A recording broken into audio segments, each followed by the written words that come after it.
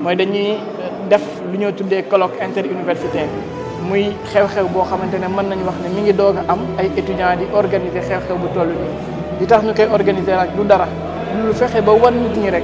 étudiant nekkul ne xeex rek moo ko tax a jóg étudiant nekkul ne di revendiquer ay bourses rek moo ko tax a jóg mais étudiant li ko tax a jóg encore une fois mooy muy wane la bonne voie parce que koo xam nañ ne étudiants yi ñoom ñooy jeunes yi jàng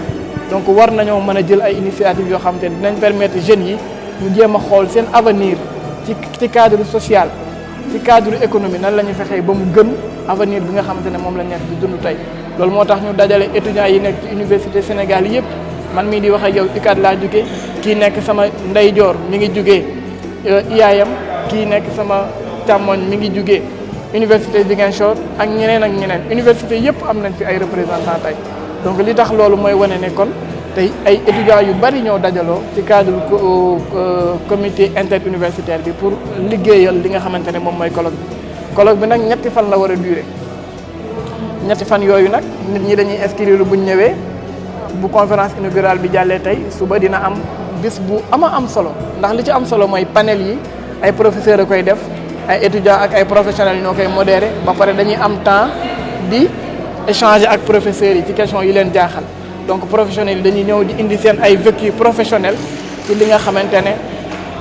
loolu mooy li soxal ndaw ñi li soxal nit ñi de façon générale donc bu ñu jógee ci loolu dina am ay concours de projet maanaam étudiants yi dañ leen di wax ñu xool projet yi nga xamante ne foog nañ ne mën naa tax nit ñi suqaliku mais mën naa jàppale nit ñi pour ñu am ay emploi ñu ñëw def concours de projet dinañ tànn ñetti projet ñu xool ban moo ci gën ñu jéem ko accompagner dina am aussi ay communication scientifique ndax loolu mooy wane ne étudiants yi dañoo war a gëstu dañoo war a def la recherche donc après loolu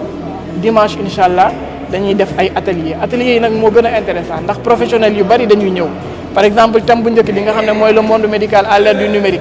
atelier boobu day am ay médecins fii am ay informaticiens fii am ñoo xamante ne c'est des juristes de formation pour ñu xam tey actuellement li ñuy wax ci wàllu télémédecine li ñuy wax ci wàllu IA ñu war ko appliquer à la médecine nan la mën a jariñee doomu aadama yi nan la mën a jariñee jeunesse mais nan lañ koy encadrer ba humanité nit ki kenn du ko perdre donc loolu moo tax atelier yooyu day am solo mu war a nekk dimanche bi bu ko defee bu ñu paree dina am cérémonie de clôture ñu leen ci invité yéen ñëpp parce que cérémonie bu mag lay doon comme bi incha allah xalaat yi ñu fiy taataan bu ñu paree incha allah ak comité de suivi bi ñu nar a teg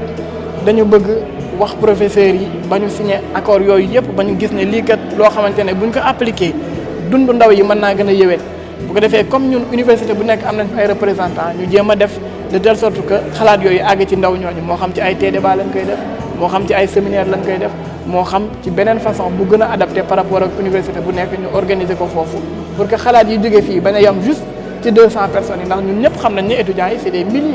c'est des milliers donc 200 personnes yi fi teew rek nekkuñu étudiants yi donc nan la ñuy fexee ba xalaat yooyu étudiants yi mën koo jëmmal ci seen université yi mais au-delà des universités ñu mën koo jaareele ci ndaw ñëpp ndax étudiants yi comme ni ma ko waxee sànq ci tubaab ñoom ay ndaw lañ donc comme ñoom ñooy la crème ndax ñoom ñoo gën a jàng ci ndaw ñi ñoom ñoo war a wane yoon boo xamante ne yeneen ndaw yi jàngul nañ leen ciy topp ci loolu. lan mooy perspective yi mooy comme li ma wax sànq bu ñu paree incha allah dinañ jéem a xool chaque année nan la ñuy organiser waatee événement bu mel nii moo xam université Thiès lañ koy def moo xam université bu Dakar lañ koy def moo xam université bu UGB lañ koy def dañu jéem jëmmal ko comme ça étudiants yi di am ay cadre d'échange ndax cadre d'échange yi ñu gis yëpp peut-être parfois c'est pas adapté ndax ça coûte cher mais li tax ñu wàccee ko ba inscription bi nekk 10 000 rek parce que dañu bëgg attirer le plus d'étudiants ñoom aussi ñu am ay plateformes d'échange yu leen di mën a permettre ñuy wax seen xalaat di wax li nga xamante ne foog nañ ne buñ ko defee seen tey dina yéwén mais seen ëllëg aussi dina yéwén. On peut dire que le colloque interuniversitaire c'est une première initiative estudiantine. Ça regroupe l'ensemble des étudiants des universités publiques, des écoles et instituts du Sénégal.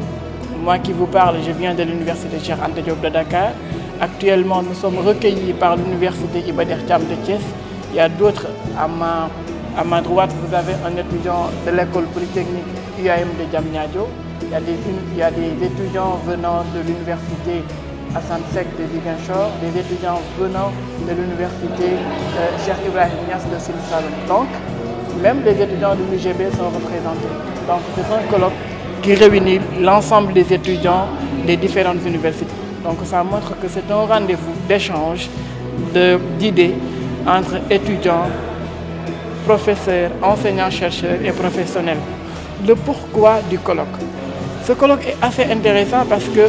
ici au Sénégal, nous n'avons pas l'habitude de voir des étudiants s'atteler à des activités de grande envergure scientifique. Ici, quand on parle des étudiants, les gens pensent à des manifestations violentes. Quand on parle des étudiants, les gens pensent des fois à des revendications incessantes de conditions meilleures. Ça, c'est vrai, c'est un droit pour un étudiant de lutter pour ce qu'il veut en termes de bourse, en termes de conditions meilleures. Parce que ça, ce n'est pas tellement égoïste. C'est pour les universitaires, mais c'est pour les universités de façon générale. Mais actuellement, nous voulons montrer une autre facette pour les étudiants qui sont intéressés par le développement de leur pays, mais les étudiants qui sont surtout intéressés par l'avenir socio-économique de la jeunesse. Parce que nous sommes la jeunesse, nous sommes les étudiants, mais nous sommes la jeunesse. Donc c'est pourquoi on a pensé à organiser ce colloque, à rassembler des vifs, des esprits brillants, des esprits innovants, des esprits créatifs, afin de trouver ensemble des résolutions pratiques pour le développement socio-économique de la jeunesse, mais aussi de son avenir. Donc c'est pourquoi le colloque. Le colloque va durer, comme vous le voyez, 3 jours. Aujourd'hui, c'est la cérémonie officielle, mais demain, ça va être une journée d'intensité scientifique assez tenace. Parce que demain, ça sera des panels, des concours de projets et des communications scientifiques. Et l'autre jour, ça va être le dimanche. Le dimanche, ça va être des ateliers interactifs. Donc le colloque va durer 3 jours. Aujourd'hui, samedi et dimanche. Ici à l'université Iba Der Thiam de Thiès, les participants seront logés, seront nourris. Donc vous voyez déjà que c'est un budget assez colossal, organisé par des étudiants. Ça demande forcément des accompagnements. Donc nous continuons à lancer un appel à toutes les universités, à tous les ministères et à toutes les bonnes volontés de nous venir en aide parce que ce n'est pas facile pour les étudiants. Donc pour le thème central de cet événement, synergie pluridisciplinaire, horizons multiples, comment bâtir un avenir meilleur, ça a été pensé parce que c'est un besoin pour le moment pour les jeunes d'être accompagnés et d'être dotés de formations supplémentaires. Par exemple, moi qui est pharmacien de formation, j'aurais besoin de l'informatique. J'aurais besoin des sciences économiques et de gestion. J'aurais besoin du droit et de la gouvernance parce que ça va m'outiller, ça va me permettre davantage de non seulement enrichir mon CV, mais enrichir mon cursus professionnel. Donc c'est à cette lancée que nous voulons appeler les étudiants de se former de façon multilatérale, mais aussi de faire de telle sorte qu'ils auront des branches à partager avec les autres branches. Genre, ne plus se dire que je suis étudiant en médecine, donc je me limite à la médecine. Je suis étudiant en pharmacie, je me limite à la pharmacie. Je suis étudiant en gestion, je me limite à ça. Mais essayer d'explorer les autres branches de formation, essayer de partager de façon professionnelle les autres branches de connaissances qui existent dans l'université. Déjà, il y a un comité de suivi qui sera mis en place. Le comité de suivi, son rôle sera de recueillir toutes les résolutions et de faire des partages, peut-être même pourquoi pas des séminaires de formation avec l'ensemble des jeunes, parce que comme je vous l'ai dit tout à l'heure, l'organisation est si intéressante que dans chaque conseil universitaire, genre dans chaque université, il y a des représentants. Donc on pourra prendre ces résolutions-là, de faire des débats avec les universitaires, avec les étudiants, de leur montrer qu'il y a des voies pratiques, il y a des résolutions plus faciles, il y a d'autres approches à envisager pour un avenir socio-économiquement meilleur.